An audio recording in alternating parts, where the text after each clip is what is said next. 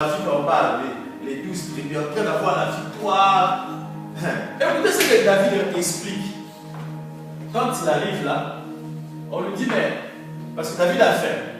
Il arrive là, un homme en ce moment-là, l'arche s'est trouvée là-bas. Et le prêtre faisait justement, il plaçait le pain de proposition. Et donc, David a faim, il dit, je veux manger. Le sacrificateur lui dit, mais je n'ai pas d'autre pain à te donner, si c'était le pain déjà consacré. Et le texte va même plus loin, il dit que ce pain consacré, c'était aussi du pain parfumé. Dimanche prochain, je vais aller en profondeur sur ça peut-être. Mais si le temps me permet d'expliquer. Le pain parfumé, le pain consacré. C'est fort. Et David dit, j'ai faim, moi je vais manger. Si tu n'es pas lévite, et que tu manges ces pains-là, qu'est-ce qui va t'arriver selon le livre de Moïse? Tu vas mourir. Tu vas mourir. Quand j'ai commencé à prêcher, j'avais 15 ans. J'ai fait mon premier séminaire, j'avais 16 ans. Et séminaire, c'était une conférence de plusieurs jours dans une église à Kinshasa. Et quand j'ai fini, les gens de cette église-là ont décidé de me donner la dîme. Et j'avais un problème avec ça. Parce que pour moi, la dîme, c'est l'argent de Dieu que ne peuvent manger que les lévites. Et moi, même si je faisais mon séminaire, j'étais un jeune homme, je n'étais pas un lévite dans ma conception. Est-ce que vous comprenez? Donc j'ai refusé cet argent. Parce que dans ma conception, si on ne t'a pas encore établi dans le ministère et que tu manges la dîme, tu vas voir la malédiction. En tout cas, nous, c'est comme ça qu'on a grandi. Quand je vois les jeunes d'aujourd'hui, il faut même dire donne la dîme, on va voir. Non! Il y a des choses que tu peux manger, ça va te détruire. Tu vas vomir ça. La vie va te faire vomir ça. Il y a des choses qui sont sacrées. Amen. Amen. Est-ce que vous me suivez? David va expliquer certaines choses-là. David dit, moi-même d'abord je suis consacré. Point. Quelle est l'onction qu'il y a sur la vie? On a enseigné ça ici. L'onction royale. Des deux, il dit, parce que le prêtre dit, mais j'espère que les jeunes gens qui sont avec toi n'ont pas touché les femmes. Parce que le prêtre, lui, pour faire ce qu'il faisait dans l'Ancien Testament, il ne devait pas toucher les femmes pendant, je crois, 7 jours, je ne me rappelle plus. Mais il y avait un nombre de jours où, avant ça, il ne touchait pas les femmes, il s'est purifié. Image de l'Ancien Testament. Et donc il dit, mais j'espère que les jeunes gens là, ils sont. Parce que ces gens là sont couverts par la mention de David. David dit, chaque fois qu'on va dans les guerres, que Saül avait surnommé les guerres de l'Éternel, on ne touche pas aux femmes. Il va même plus loin, il dit, ok, si on n'est pas pur, nos épées, particulièrement mon épée à moi, a été consacrée. C'est là qu'on révèle que l'épée de David a été consacrée. Il dit, au moins, mon épée va sanctifier ses peines. Mais là, on va manger. Et c'est comme ça que beaucoup d'exégètes disent, David est le type de Christ parce que il est à la fois roi, il est à la fois prophète, et il est à la fois prêtre. Et Jésus-Christ est le seul dans la Bible qui a toutes ces onctions-là en lui. Il est prêtre selon l'ordre de Melchisédek, même selon l'ordre d'Aaron, et puis il est prophète, et surtout il est le roi des rois. Répétez Amen. Amen. Donc, on dit que c'est à partir de ce scénario, parce que normalement, après avoir mangé ça, David devait mourir. Mais David n'est pas mort. David n'est pas mort. Mais au moins ça révèle que ce n'était pas n'importe qui devait manger ces pains. Ça révèle qu'il y avait des conditions liées à manger ces pains. Et là, ils ont commencé à parler, et David a commencé à expliquer les secrets. David commence à expliquer que, en fait, nous, on arrive à avoir des victoires parce qu'il y a des interdits qui sont liés à l'onction par rapport aux opérations qui sont des guerres. Et moi, j'ai toujours respecté ces interdits. Et donc, moi, je suis en règle avec mon Dieu. Est-ce que vous me comprenez? C'est un peu comme l'histoire des Samson, je ne devais pas parce que vous coupez les chiffres. David aussi avait des interdits. Et David aussi avait des conditions. Chaque vois a un soubassement que tu ne vois pas. Et ce soubassement que tu ne vois pas, c'est ce qu'on appelle le secret. J'enseignerai juste le mystère des secrets dans les secrets. La Bible dit, et c'est un grand mystère. Jésus dit, lorsque vous priez, ne faites pas comme les pharisiens, qui prient devant tout le monde pour que les gens voient comment ils prient. Moi, tu peux faire avec moi, tu ne vois pas où je prie. Et tu peux même commencer à penser que je ne prie pas. Nicolas m'a dit à Jésus, Rabbin, je vois que Dieu est Dieu. Car lui ne peut faire les choses que tu fais si Dieu n'est pas avec lui. Écoute, si tu vois quelqu'un faire les gens des choses que j'ai fait, dis-toi qu'il prie. Tu ne peux pas faire les choses que j'ai fait sans prier. Mais ma vie de prière n'a pas à être ostentatoire. Je n'ai pas grandi dans cette école-là. J'ai grandi à côté d'un homme de Dieu qui, souvent quand il se levait la nuit pour prier, il allait très loin. On était dans une grande parcelle avec lui, dans un moment de prière. Donc j'ai passé avec lui près de plusieurs mois, où chaque soir j'étais avec lui, on priait. Et le soir, quand il allait prier, il allait dans un coin. En tout cas, tu n'entendais même pas sa voix. Et le fois, il pouvait être en train de prier à côté de moi pendant 1 heure, 2 heures, 3 heures. Je n'entendais même pas sa voix. Et un jour, je lui ai posé la question. J'ai dit, mais pourquoi quand tu pries, je n'entends pas ta voix? Alors il m'a répondu, il m'a dit, ça, ce sont les grandes prières. Quand tu vas grandir, tu deviendras comme moi. Tu vas apprendre que ce que tu vois a des sous-vêtements qu'on ne voit pas. Pourquoi veux-tu entendre ma prière? C'est une conversation entre moi et Dieu. Il peut arriver que nous, les pentecôtistes, on a prié à haute voix comme on le fait dans les cultes. Mais n'oublie pas, ça c'est dans les cultes. Quand tu es seul, tu n'as pas besoin de crier pour réveiller tous les voisins du quartier. On le faisait quand on était bébé dans la foi. Hein, tu commences à prier, tu secoues toute la rue, tout le monde sait que toi tu es en train de prier. Tu n'as pas besoin de ça. Jésus dit, quand vous priez, ne faites pas comme les pharisiens. Si les apôtres ont demandé à Jésus, maître, apprends-nous à prier. C'est qu'ils étaient avec Jésus, mais ils n'entendaient pas cette prière. Et c'est ce que mon père spirituel m'avait dit. Il m'a dit, quand tu vas grandir, tu deviendras comme moi. Tu commenceras à prier en silence pendant longtemps. Tu dis, mais comment tu fais pour tenir longtemps? Je l'ai vu tenir longtemps. Il dit, ne t'en fais pas, ça va venir.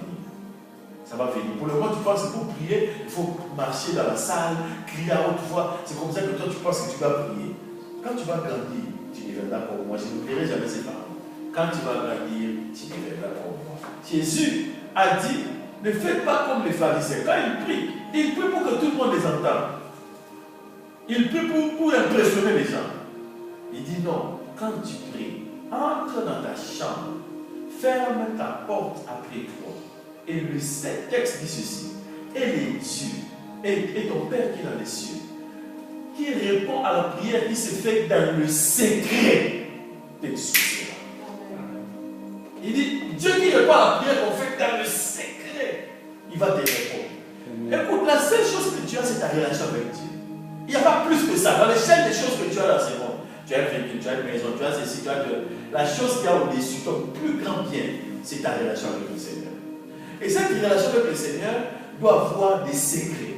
Et David, ce jour-là, maintenant, commence à parler avec le prêtre, il commence à lui révéler des secrets. Il dit, mon épée est une épée consacrée. Avant d'aller à la guerre, on ne touche pas aux femmes. Tous ces gens-là, personne n'a touché aux femmes. On a vraiment fait, donc le père a fait qu'on puisse témoigner. Les gens pensaient seulement David avec la victoire, mais ils ne savaient pas que même l'épée de David était consacrée. Alléluia. Amen. Alléluia. Amen. Les 12 pains symbolisent Christ, les 12 pains symbolisent la parole, les 12 pains symbolisent la nourriture spirituelle dont on a besoin, qu'on doit manger. Mais quel genre de pain? Nous mangeons un pain qui a l'odeur de la présence de Dieu. Alléluia. Ce pain-là, le prêtre le prend après une semaine. Il prépare le nouveau, les kéatites là, il prépare le nouveau pain qui vont remplacer. Et puis maintenant, l'autre qui était là, c'est ça qu'on va manger. Ce pain-là a une semaine. Quelqu'un a dit, le pain dur n'est pas dur. Un homme a dit, c'est dur quand il n'y a pas de pain. Le pain là, même s'il a fait une semaine dans la présence de Dieu, même si ce n'est pas du pain frais, est-ce que tu vois pas que le texte est étrange? Comment est-ce que Dieu peut me demander de manger un pain qui a déjà fait une semaine, alors que le tout nouveau qu'on vient de faire, il nous demande de le laisser encore dans sa présence? Réfléchis. Humainement, ça n'a pas de sens. Humainement, on va manger le pain tout chaud qui vient de sortir du four. C'est celui qu'on vient de faire. Mais non, le pain tout chaud, ce n'est qu'un pain d'homme. Ce n'est pas un pain purifié, ce n'est pas un pain sanctifié, ce n'est pas un pain oint. Je peux dire ainsi. La Sainte Seine, c'est quoi? C'est ce pain-là.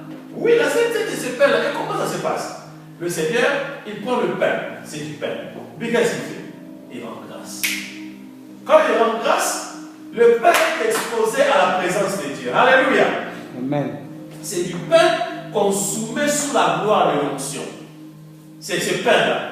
Quand il dit maintenant, ceci est mon corps, ça devient autre chose. Et c'était en image, une image prophétique, prémonitoire de la Sainte Seine, de la table du Seigneur. David le dit d'une manière prophétique maintenant. Il dit, tu dresses une table devant moi, en face de mes adversaires. Il y a une table dans la marche de Dieu.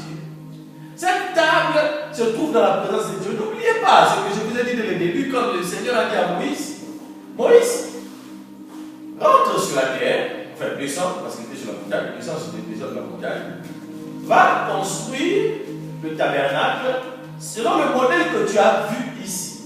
Quand tu lis le texte, tu as comme l'impression que c'était une image que Dieu lui donnait, il lui dit, bon, tu vas répliquer exactement cette image. Non, non. Moïse était dans la présence de Dieu.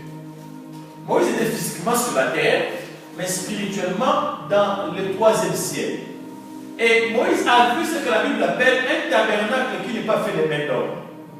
Donc n'oublie pas, il y a un tabernacle qui n'est pas fait de main d'homme. Et dans ce tabernacle-là, il y a une table. Il y a une table, la table de la justification. Là où Dieu te justifie. Chaque fois qu'on te combat, cette table-là parle en ta faveur. Alléluia. Amen. Chaque fois que les gens se lèvent contre toi, cette table-là parle en ta faveur. Amen. Il y avait 12 pains parce qu'il y avait 12 tribus. Amen. Il y avait 12 pains parce qu'il y aura 12 apôtres. Moi je dis il y a 12 pains parce qu'il y a 12 mois de l'année. Et en chaque saison de ma vie, cette table parle en ma faveur. Amen. Ce pain parle en ma faveur. Amen. Et quand je prends le pain de Dieu, j'ai la force pour tenir les 12 prochains mois qui viennent. J'ai la force pour tenir toute l'année 2019 nous sommes. J'ai cette force-là parce que je suis nourri d'une parole, d'une révélation qui vient de la maison du Seigneur, de la table du Seigneur. Amen. Quand l'ennemi se lève devant nous, des fois Dieu ne te donne pas une prophétie. Des fois tout ce que Dieu fait, c'est qu'il te dit, mets une table en face du Seigneur. Nous sommes en 1997. Et le Seigneur m'a dit qu'il y avait des choses qu'il devait faire dans ma vie. Et une des choses qu'il m'avait demandé, c'était de faire un long moment de jeûne.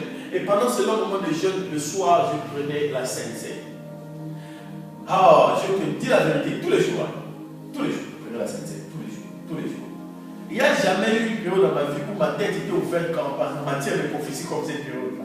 C'est la période où tu marches, tu vois une personne, tu vois son nom, tu vois sa vie. Il y a une puissance dans la table du Seigneur. Quand les enfants d'Israël en Égypte, après que Dieu ait fait tous les 9 miracles, ça veut dire le serpent de Moïse a avalé les autres serpents. Ça veut dire qu'il a frappé le fleuve Nil, il est devenu tout rouge. Ça veut dire qu'il y a des crapauds qui sont sortis. Ça veut dire qu'il y a eu toutes sortes de signes. Mais Pharaon refusait toujours de faire sortir les enfants d'Israël.